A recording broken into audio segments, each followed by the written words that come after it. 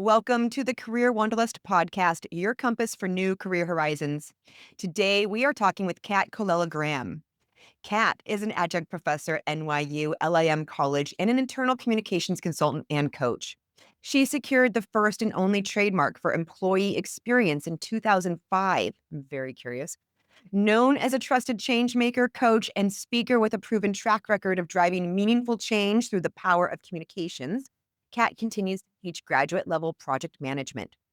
She is also the founder of the employee experience agency Cheer Partners, which was acquired after 4 successful years by Lippy Taylor Group in March 2021. Absolutely amazing. I'm really excited to learn more. Kat, thank you for joining us on the Career Wanderlust podcast. Well, thank you for having me. I'm especially honored to be meeting with you today for sure. Oh, I'm excited to chat with you about your story. You've done quite a bit in your career, and I'm very fascinated about the couple of the tidbits we shared in this intro. But, really quick, just to start off, I'm curious, you know, tell us a little bit about your story. I mean, what had to happen to get you where you are today? And what kind of advice helped you along the way? I think that's such a good question for today for anyone entering the workforce or maybe in career transition. You have to look at your career as a patchwork quilt of the good you want to put in the universe and what motivates you. That's really what it's about. So, when I started, I graduated undergraduate in a terrible time. It was economically terrible to get a job.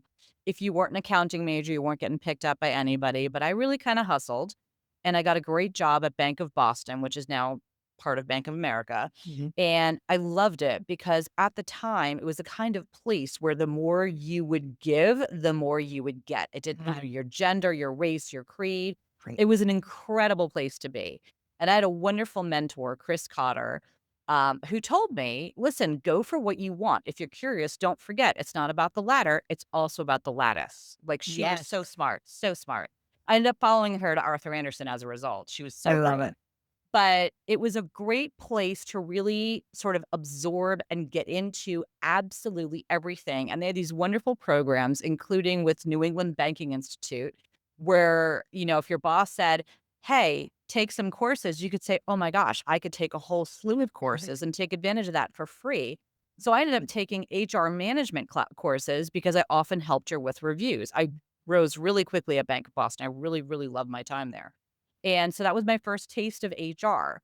Then she moved to Arthur Anderson. I moved with her in the change management division. She was in a different division, but I moved under Joe Miller, which is now known as Accenture, in truly management consultant. Mhm. So I was the dreaded consultant that would come in and decide who stays, who goes, set up the new organization and peace out. But it was like a living MBA. Honestly, it was really Oh, I great can stuff. imagine.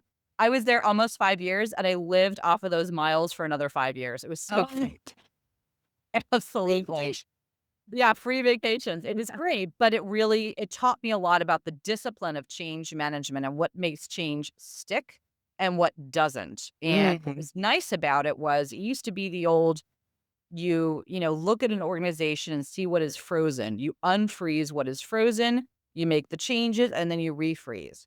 But the good thing about Arthur Anderson is they really had us look up off our desk, look around, like really get expansive about our thinking and say, well, maybe that won't work for this organization.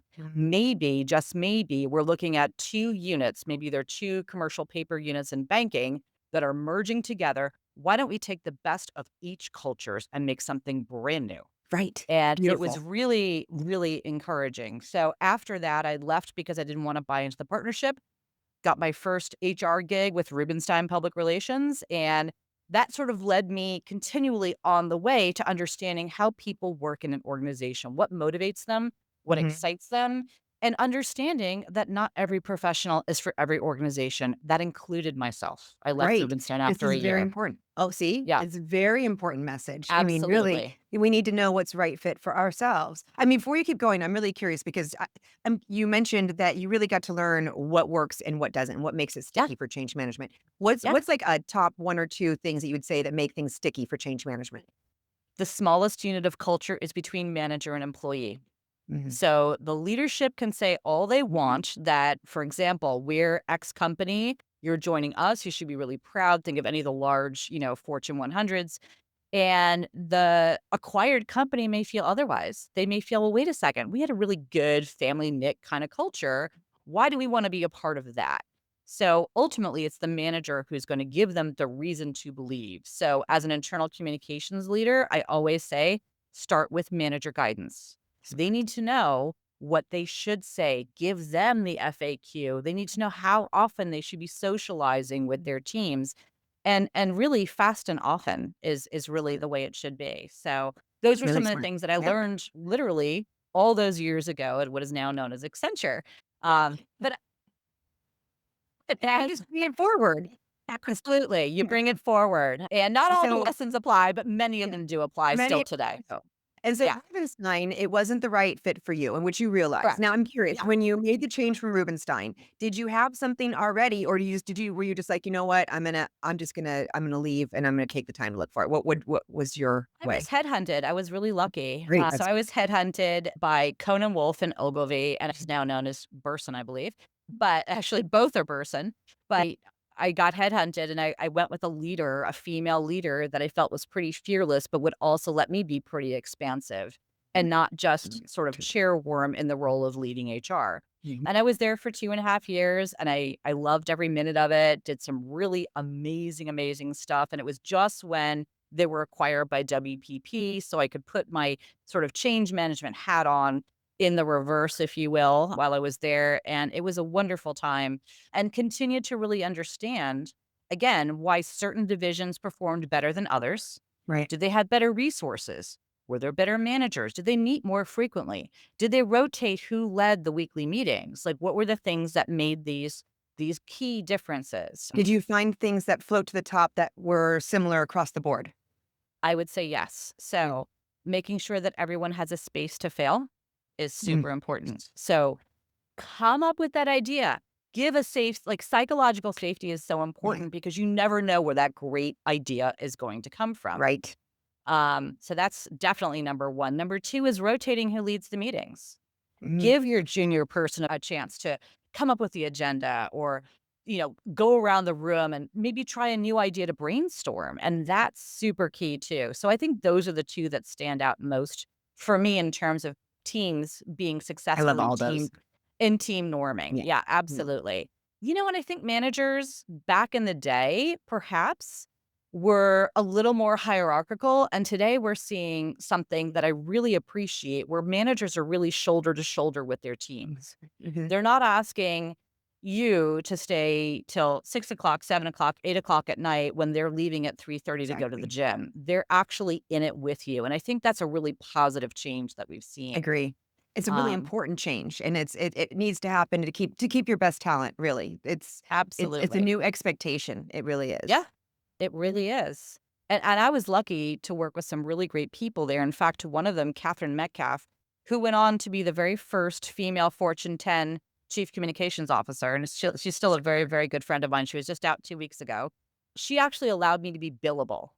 And this is what she did. She said, "We're going to start you as an AAE cat, even though as the SVP, global head of people, Mhm. didn't matter." She's like, "Because you don't understand why employees are coming to you and saying, 'I've been an AE for a year. Why aren't I an SAE?'" She Mhm. says, "If you put in the work, you'll understand what it Oh, I takes." love that. It was so humbling, but it really taught me everything. I mean, 10% of my time was now billable, and I was an AAE, and the my colleagues are looking at me like, aren't you the HR lady?" So I it was love it so though. fantastic of her to do, and it really taught me so much, not just about communications as a whole, but about what it really takes to succeed at each level, which is not time served. Everyone has their Mhm. own clock, and that's Mhm. something really important to honor. Um, And what a so difference yeah. though, just understanding, right? I mean, having Yeah. being in the shoes and getting that perspective of true understanding. I can only imagine how powerful that made you as the HR leader, Yeah, moving forward. it really did. Yeah, you're Do you absolutely spot on. Mhm. I'm curious, do you continue to do things like that? Like trying to I do. I yeah, always try push to stretch yourself? myself. Yeah. So, sort of fast forward, if you will, I joined Reuter Finn. I was at Clever Devices, which was a software development company as head of people. But at Reuter Finn, I was able to start the first internal communications practice. which was actually the first one Amazing. in the US, because I could Amazing. see how at the time there were lots of pharmas buying different pieces, R&D or whatever, and they were really struggling with their bolt-on acquisitions to make people feel like they are part of the whole and Right. not just a satellite. So it was a really cool opportunity. I was very lucky to have Kathy Bloomgarden as a CEO. That's Oh, why I was yeah. at Ritter Finn for so many Mhm. times. I mean, I was there first tour of duty, dial a cat, rent a cat, second tour of duty. Cumulatively 13 years I was with Ritter Finn because she was just so inspirational and would really let me run with something, and she would let me fail. And that was so See, important. so important. I mean, and you're saying that you built this. This was something new that you created Brand new. essentially. I mean, Yep. you need to have, like you were talking about, the safe space, if you will, Yep. of knowing that if you're gonna do something new, it's brand new, having that net that, you're not gonna be axed just because if you make a little mistake. Because the thing is when we do things new, we're gonna make some mistakes We're as we go going to. along. Absolutely. Yeah. And that's important because if you Mhm. don't make those mistakes, you're not gonna make it better, for sure. No, no. I mean, the Yep. key is learning from the mistakes, right? I mean, that's Correct. that's how we are successful is by Yeah. making mistakes and learning from them and using them as our stepping stones to where we need to Yeah. go, essentially. Absolutely. It's so true. And It's is so this when true. you did your trademark during this I time? did. I did Yeah. during this time because I Yes. started to understand because that was around the time when people were talking about customer experience Right. Mhm. and what does a customer experience mean to a brand and corporate reputation?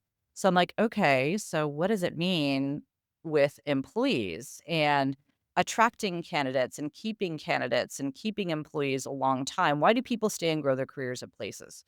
And that's when I did about 18 months worth of research and got my trademark. I was the first one to get the trademark. In fact, the reason we call it employee experience is my trademark. Mhm. And I never really did anything with it. So I continued along, doing internal communications, Yeah. doing HR, which to be fair is a very natural fit. If you're a good communicator, it works. Mhm. And then I have always been involved with TED conferences as a TED translator, Oh, fun. and I was popped into the TED fellowship program, Amazing. and that was amazing, and I was I would love cer that. Yes. it was so cool. It was definitely like a Y incubator kind of experience, really, really cool Yes. with some amazing people, and at the end of it in 2017, Chris Anderson's like, "Okay, so Kat, what's the name of your company?" I'm like, "I didn't wanna start a company. Damn you." But I did, and it was the employee experience agency Cheer Partners, and we really, That's so really great. did things very different. I was very grateful to have the experience. I don't think I'd ever start a business again because it takes its toll, as you know. You sleepless nights, I was doing MSAs and billing and timesheets and all the stuff I didn't wanna do. I wanted to really be in the work and ideating and working with the team. So, yeah, it was a great experience, and since then, I've just been I'm basically the internal comms nanny. So I've worked for Amazon Alexa, Elastic now twice. I'm just completing my second contract with Right. Elastic. Ernst and Young, I was there for 10 months. Workhuman. So I go in and I sort of fill in either when they have a gap in internal communications or when they have a parental leave. And in I love it. EY's case, it was back to back parental leave. So it's great for me. And I happen to like that because I bring my outside lens in, but I also like, I'm functioning like an employee. And you're focusing on the work that you really enjoy doing. Correct. And that I'm good That's at, yeah. where I can bring Yeah. value because I want my Yes. clients I was so happy when Elastic brought me back again because that says, "Okay, I did bring value to them." And that's really humbling and gratifying all at once, truly. It speaks volumes. It really does. Yeah. Now, how no, tell us about your consultancy. How do people find you? What's it called? Like, where can they hire you, if you will? Well, they can hire me directly, they can go to me through LinkedIn. For example, with Elastic, I go through an agency called Lighthouse Creative, so I'm a Mhm. subcontractor for them. And oftentimes, companies will want to do that. I also did that for Workhuman. In the instance of EY, you just go directly through them, and the Atrium Payroll handles all their good stuff. They're Mhm. subcontractors, and that's how it works.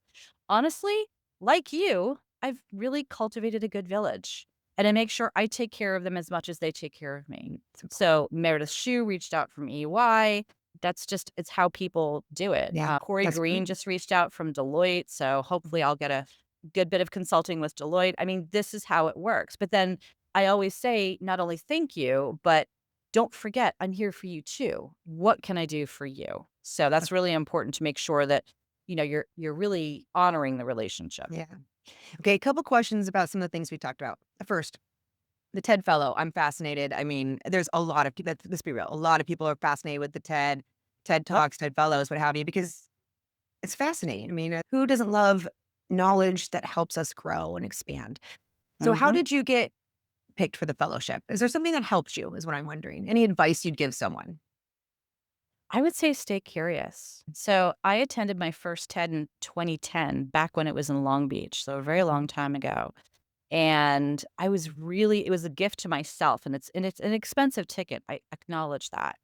But what you get out of that week is unlike anything you would ever get anywhere. Not only are you listening to these incredible talks, you're able to actually connect with these people in the off times, like outside of the talks with events and dinners and hikes and all these great things. They really make it an incredible week. And so I said, you know what? I want to get more involved. So I reached out to and applied to be a TED translator because I'm multilingual. And I said, you know what? Maybe this is a way that I can stay connected. And I've been to several TED Women's, I've been to TED Next, I've been to TEDx's, I've been to several TEDs, big TEDs in Vancouver. But because I'm a TED translator, oftentimes I go for free because it's a That's great. volunteer role, which is Mhm. great. So I still get that Yes. opportunity to be there and absorb. And frankly, even the translator community is incredible and huge. So just stay curious. There are plenty of TEDx's all over the world. So if anyone listening is interested, just show up at a TEDx event and get to know the people. That is a great way in. And then That's if you're great. interested in volunteering for any event, go to the TED website and have at it. Volunteer is Perfect. the best way to start. I mean, you know what? Volunteering isn't a magical way to start a lot of different Yep. things. Getting into an organization you're interested, or even just starting a new career change, if you will. Volunteering is a Yeah. great way to get some of that experience if you're Yep. trying to do something new. So yes, I'm a big, big Yeah. fan. And bottom line is what I've learned from just talking to people about their stories is that if you really want to help yourself, help others. When you help others, you end up helping Yes. yourself. So, Absolutely. yeah. Yeah. So Double claps no, on that one. yeah, exactly. I call it a universal truth. It's just one of those universal truths that we all some of us longer than others to learn it, but Yeah. man, once you learn it, it is a fact. What about your sale of your agency? I'm curious about that. Like, is there anything that helped you? I mean, because you had 4 successful years. Is there anything that you did or helped you set it up to be successful for acquisition? You know what's so funny is acquisition was never the first thing on my mind. It wasn't Mm, like, "Oh, I'm gonna start this thing and then I'm gonna sell it." yeah. I thought I was gonna start this thing and I would just grow it and see where it landed and see who wanted of the employees to take it from there. Mhm. That was really what I thought in the back of my head. And to be fair, I was lucky to be in the TED Fellowship program because they give you so many structured approaches that really set you up for success. So, Mhm. they start with the organizational aspect of it. How do you set yourself up for success from that standpoint? Financially, record keeping, all that stuff. That's where you begin. That's It's great. not with the big idea. Wow. And I think that structure helped me because I'm the one who's going to go right to the big idea. Right? But it definitely helped me sort of stay very, very organized, have the right people on my team.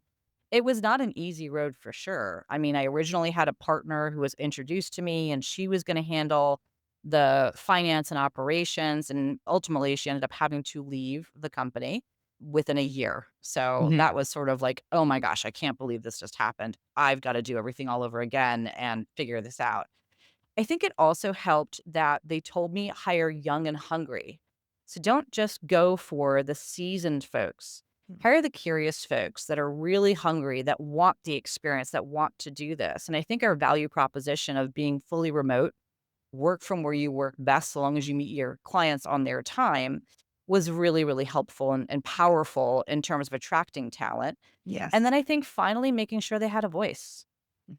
It didn't Mhm. matter what level you were in the company, we were pretty flat, you always had a voice. You could Mhm. literally be on a client call that I'm on a client call too. Let's call it Galderma, which was one of our clients, and Emily could have said, "You know what, Kat? Wait a second, I think this is a better approach for this." And I'd be like, "Okay, Emily, tell us more." And it was very, very safe to do that, and we were able to develop very competent team members but also really powerful team structure, and that was really good for us. Yeah, that's beautiful. And then Yeah. this is the successful formula. Yeah. Absolutely. Yes. Yeah. Yeah, we were very lucky, Yeah. and all of our we had no RFPs. All of our business was through Amazing. word of mouth, which Mhm. was also incredible. And, Yes. to be fair, I think I underestimated what it would be like to be a part of a larger agency. So it didn't quite work out for me personally. It Mhm. was not necessarily a good fit for me, but many of the people that I hired are still there. Yeah. So, I Well, mean, and that's a like we said testament before, to them. it's important to pay attention to what's right for you. And Correct. there's lots of organizations that are wonderful where people thrive. That doesn't mean it's the right one for you. And it is, Absolutely. finding that fit is that's how we're fulfilled. Yeah. You know, Absolutely. that's true You're success in so my right. mind is being happy when you You're wake so up right. to go to work, happy to go. Yeah. Yeah. It's so true, and Um, I know I work best remotely. That's something that's important to me. It doesn't mean I won't go into office for offsites or whatnot, but I know I work best that way, both in my teaching and, as an adjunct professor. I obviously teach on-site too, but to be fair, I really prefer teaching off-site. I think I can give more of myself and be more present without the commute. I live in Long Island to right. New York City, No, right? yeah. So Yes. That that makes a longer big commute.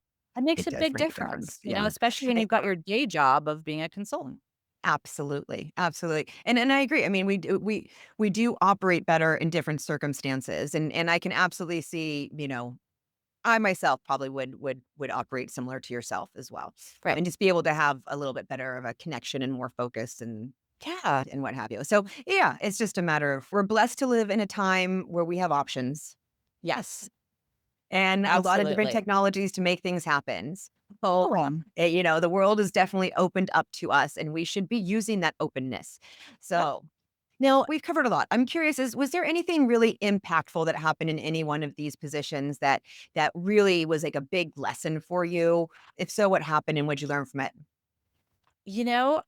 I had a boss, and this particular boss was not the boss I thought I was getting, but the boss I ended up with. And this particular boss, and I'm just guessing here, right? I went to a workplace therapist after this because I was really distraught over the experience.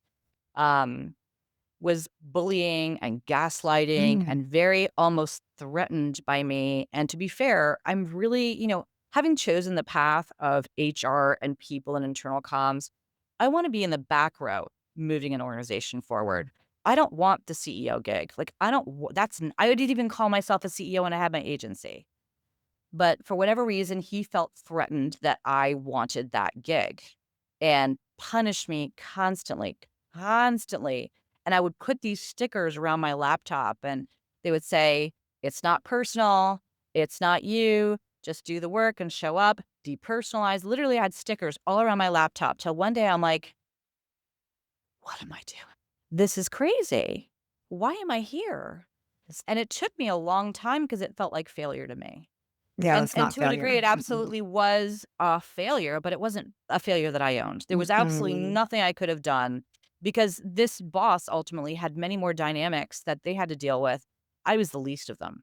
But it was Mhm. so personalized that it really, really affected me. And I think that was the catalyst for me to really, again, work with a workplace therapist, which I'd never done before, and say, okay, what are the really important things that I love doing that I know I can do well at? So if you've ever read Jim Collins' Good to Great, what was my hedgehog? What was the nexus of what's gonna drive my economic engine? What am I most passionate about? What can I be best at?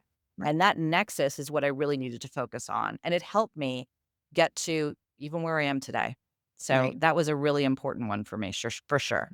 Oh, a very big deal. And I mean, look, dealing with difficult people in the workplace is one of the harder situations that we have to, especially when it's your boss and it's something that you can't do anything about it. We can't change other people. I mean, there's different tactics that we can use in those Mhm. situations, but the bottom line is you can't change other people. The only thing you can do is change yourself. And Right. so you have to like if you're stuck there for whatever, coming up with different things to do to try to help you get through. And look, I know that you financial difficulties doesn't mean that you can just quit your job. I understand that. Right. So I always tell people start looking, you make sure this is not how it is. Right. This is not how it should be. This is Mhm. not normal. And sometimes people think that, oh, well, sometimes this is just how it is, or I just have to put up with this because I could go somewhere else and have no, actually, no. Right. Do not settle for these types of things. Do Right. go look for find something else. Do the search. Keep your job until you find the next right thing, Mhm. but you do not have to stay there. It is not normal, nor should it be. And we spend way too much time in our work to be bullied or belittled or to feel these constant negative emotions in our day-to-day work. That's not acceptable. No. It's my personal belief. It's I So, think you're absolutely right, and I think when I think about so many young people and I think about the students that I teach and, they're just getting their master's degrees, they're, mid to late 20s to mid to late 30s, and they're feeling like most of them went and got their master's degrees because they wanted options. They felt right, stuck where they were. right. And I always say to them, don't forget, you don't have to have one full-time job. Right. They put together consulting as I do coaching, adjunct professoring. Now you've got I only have a master's degree and I'm an adjunct professor teaching graduate courses. There are Mhm. so many more options today to create the balance of, okay, this is what I want in my personal life. I want to go to the gym from 7 to 8 every day or whatever that looks like. I want to walk my dog at noon, whatever that looks like. But this is Mhm. also what I need to live every month. And this is the stuff that I really enjoy doing. So how do I knit that all together? I think it's a great time to be very creative about that, truly. I think we It really really is. Yeah, yeah. I I mean, completely I'm agree. doing it. I can do it. Anyone can do it. I I agree. Yeah, yeah. That's how I feel about myself when I do something like that. If I can Exactly. do it, if anyone can do it, okay? Exactly. Exactly. And I think, is gonna bring more jobs to the table and more side hustles. I really, really believe that because I think the one thing we forget about with AI is artificial is in its very name. It needs that human element and that human partnership. So when I look at, in a lot of cases, I'm looking at ways to use AI in internal communications. And I've done programs in the metaverse. I've done agentic AI and really thought about how to personalize and humanize an experience. AI can't do that on its own. No. So Mm-mm. don't fear AI. Take as many, free courses as you can. Get familiar with it. Read up on it because it will help you not only do your job, but open doors for you. I really believe it. Completely agree. Yeah, we're embracing AI in all the ways. I mean, it's absolutely fascinating the things that you can do with AI. I mean, Yeah, I can it just go is. create a website in 30 minutes. Wait, So think about that. I can create a song, based on my own life or whatever. Yeah, it's just crazy. It's Now, really powerful. how are you using AI? It is like, and I mean this because we're all using AI in different ways. I'm Yeah. just curious, is there anything new that you've learned recently or a creative way you've been using it? Or I don't know, just something that you help with work, either work or life productivity that you could share with us because I'm just Yeah. fascinated with the different ways people are coming up People with. are using it, right? So my favorite recent hack, which is not my hack, Uh-huh. it's one of the people I'm working with at Elastic. So we use Google Gemini. So we go into Google Mhm. Gemini and you'll give a prompt to get some details on something if you need it, but you can actually create great images. So you Mhm. can go into Google Gemini and say, give me a 3-point slide on blah, blah, blah with images. And it will give you like an Um, incredible version with the images. You grab that, pop it in your Google Deck, and it's good. Like really slick, creative looking stuff. So better than going into Canva where you have to create it yourself. It's just giving it to you based on the prompt. So number one, understand prompt engineering to get the right result. So that's mhm. very important.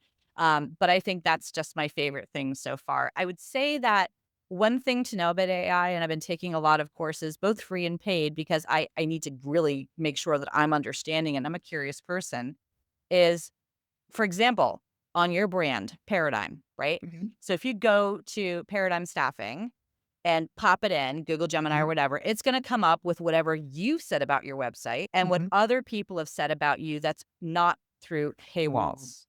So the paywalls are locked. So Wall Street Journal, New York Times, it's not going to pull that information. It's only going to pull what you've curated and what other people have said about you, including Glassdoor. So this is an opportunity for communicators to say, oh, wait a second. So I can cultivate how my brand shows up in the universe. It's a really cool and powerful thing. So one of the things that I'm working on is sort of a process, if you will, of how do you really shape your brand and tell your narrative in a repeatable way that AI will pick it up because it's not gonna Mhm. pick up that Yes. great CEO quote that's behind a paywall. Yeah. Yeah. So, yeah, So you have it's even really coming up cool with solutions? stuff. That's what you're I doing in your I'm work. tr Uh-huh. Yeah, you see, that's what I'm doing at 2 a.m. when I don't sleep and I get really creative. But, yeah, I think that process is still in the build mode, but it's a really, really powerful, powerful tool, how we can Oh, really shape yes. our narrative with AI, for sure. Oh, it's exciting. All of that was very exciting. I mean, this has been so much fun. We've covered a lot. I'm curious, are there any other challenges that we haven't covered that was something big that you had to overcome and that you learned from? I mean, so many. Really, a lot of challenges that I've overcome. I've never been one to take the easy route. I wish I had. Some days I really do. But I have to say, it's okay to skin your knee. Don't worry about that. Mhm. And if anyone's thinking about career change right now, if you don't want to hire a coach, I have one really simple thing for $2.99. What I is want it? you to go to your phone and download Psy Partners, which is, and I have no affiliation with this company, SY Partners, right? Superpower Cards. So it's a game you play on your phone and it tells you what your superpower is. Maybe yours is complexity busting. Maybe mine is empathy, whatever that looks like. So after you go through the game, but not only that, it tells you how your superpower shows up and makes you really unique as a talent, as a human in your community, but also gives you the shadow side. So hang on, I love it. complexity buster. You may be doing these things, so watch out for that. It really does help. And a lot of, I talk to a lot of, sort of early mid-career folks that are interested in coaching. And that's the first thing I tell them to do right away. And that doesn't mean they're going to come back to me and say, you know what, I want to hire you as a coach. And I'm good with that because Yeah. I know this will actually get them thinking in terms of, oh, wait, I have something really unique to bring. And that's Mhm. something that people like you and me and anyone listening to this podcast needs to remember. You are really unique. You have some great gifts to bring. So if you've been beaten down by the job market, go get your superpower back. Throw on that cape. Yes. Yeah. And so thank you. You're welcome. You would say the same thing. Yeah, I am. I'm Yeah. down. Yes. I'm sharing the message. I'm like, yay. That's what we all need. And I love a great free suggestion that anyone can go do and provide a quick benefit in your life immediately. Yep. That's a win. Immediately. Super quick, Big super win. easy. Yeah. Yeah. And really What's awareness. what's your best advice for the early mid-career group? I'm curious to know your best Oh, advice. best advice for the early to mid career group. You know, oh, no, let me think about that for a second. I mean, really, the for me, the best advice that I give people is a lot of what we've talked about, and it's the perseverance, it's the taking risk, it's also we talked about having the safe space because I'm a big Yes. believer in aiming big. I'm a big believer in looking at big ideas and trying new things and taking the risks. And sometimes you fail, sometimes you slide down, but the learning from that is magical. And a lot of times earlier in our career, it's just there's so much fear in doing any of that. We hold ourselves back so much because we don't So feel true. that we are allowed to, or we're going to have repercussions, or we're going to get in Mhm. trouble. And so learning that making mistakes, failures, actually a really good, like changing the perspective. It's actually a good thing. And Yeah. it's actually a beautiful thing. And like I said before, it's how we get to where we need to be. And Mhm. without those learning lessons, we really aren't going to get to where we need to be. I mean, it's virtually impossible to come from here to here and not make any mistakes or have any failures and learn. So it's a lot of being okay with it, and another Yeah. thing I'm really passionate about it, which goes along with it, is that imposter syndrome. It's something that I Yeah. struggle with on and off my entire life. I mean, really, Mhm. anytime I push myself into something new, I'm struggling with imposter syndrome. Yeah, me And I'm too. passionate about it because I used to think that it was, something that other people didn't deal with. And I've since learned that really everybody deals with this. I mean, 100% of CEOs deal with imposter syndrome at some point or another. Right. I mean, this is just normal human feeling. So I also like to tell people, do not listen to your imposter syndrome at all. It Yeah. is just a normal human feeling. It is not telling you it's not right. It's not telling you that you're not good enough, and that's true. no, actually, we all think that at some point or another. You just need to learn how to walk with your fear and keep moving forward. And that growth is going to happen. Eventually, that imposter syndrome falls away. And then you push yourself somewhere new. And then you can have more new imposter syndrome. This is this is like if you want to grow, you're going to experience uncomfortable feelings. Yes. I think that's So so important. I think you need to come up with T-shirts, "Walk with your fear." walk That with is your fear. so no, that's really powerful, though. You're Mhm, absolutely right. So many of us, and we look at people that we think are so successful, they have it all together. Oh my gosh, well, she must go to bed at night and have a full night's sleep and never ever wake up during the night and never stressed and blah blah blah.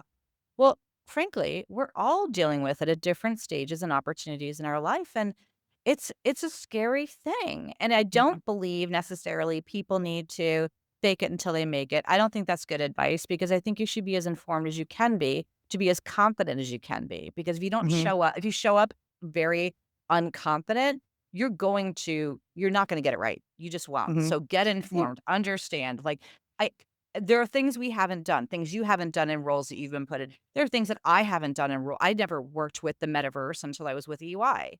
But I got really, really informed when they put me on that project, and that helped me have confidence to ask the right questions, make the right decisions, and ultimately create something that with the team, it wasn't certainly just me, I was just on the communication side, but come up with something that was really powerful. right, right. So I actually I'm a big believer in fake it till you make it. I love it. Yeah, just because well, because, it's how you define it though, right? I don't believe in going in and pretending like you know everything. I don't believe that at all, and I think we have way Right. too much of that in our world.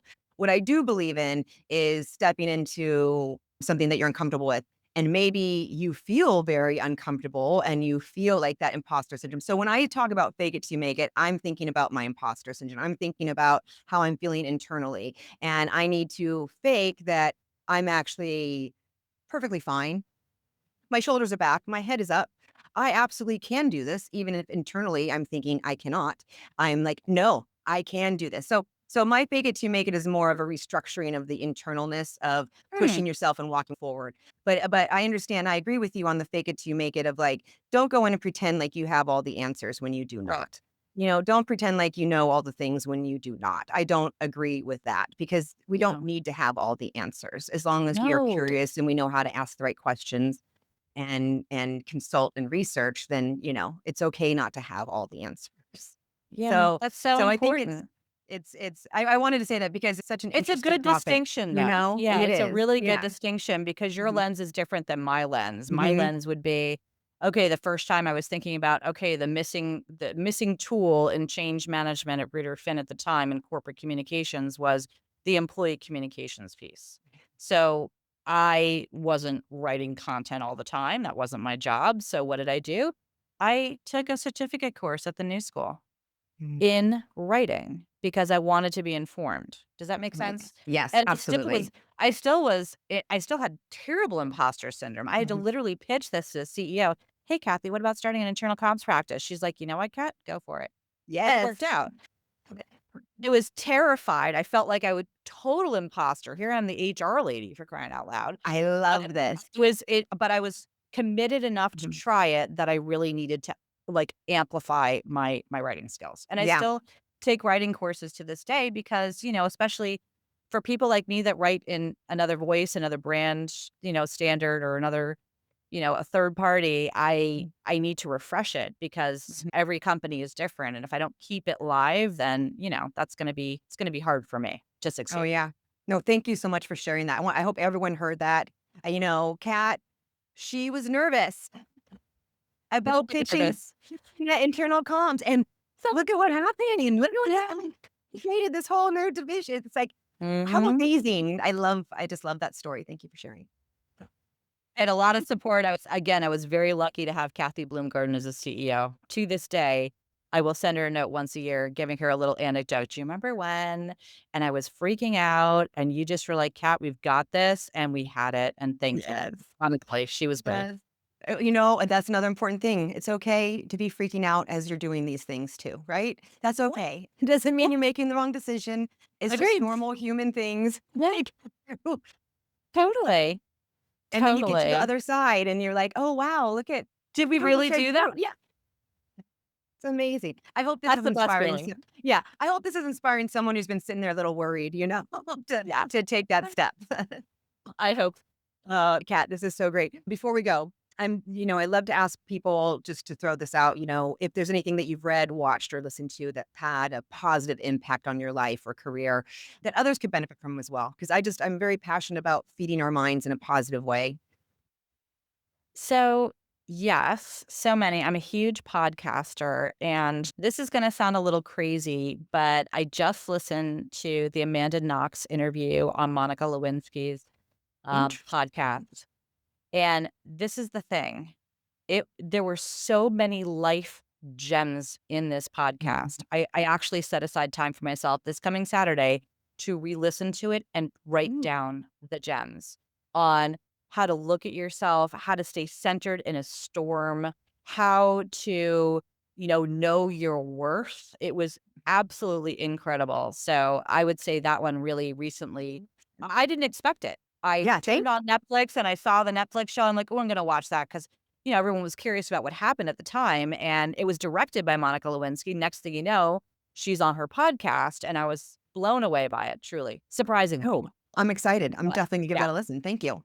yeah, I love it came out getting like new 2 weeks ago. suggestions. Yeah. Yeah. Perfect. And Okay, if my you're final young, I've got one, listen to what else? Elevation Nation. If you're early to Elevation Nation. mid-career, Elevation Nation is real stories about what you thought work would be like, what it's actually like. It may be a little scary, different, not at all what you expected. Elevation Nation is also a really good one. Awesome. Those are two great suggestions. Thank you. Yeah. Kat, this has been wonderful. I'm going to throw out my last final question just because I like to know what people say. What are you sure of in life? I'm sure that I can take care of myself. Mhm. Yes. Nice. Yeah. Yeah. How about you? Yeah. What are you sure of in life? Oh, gosh. I love the question because whenever I think about what I'm sure of, if I start needling it, I start to feel less sure. Okay. So I am sure of what I am sure of. I am sure of change. Here's what I'm very sure of. I am very sure that this is a one big, beautiful life that we get, and we do not have any promised number of days.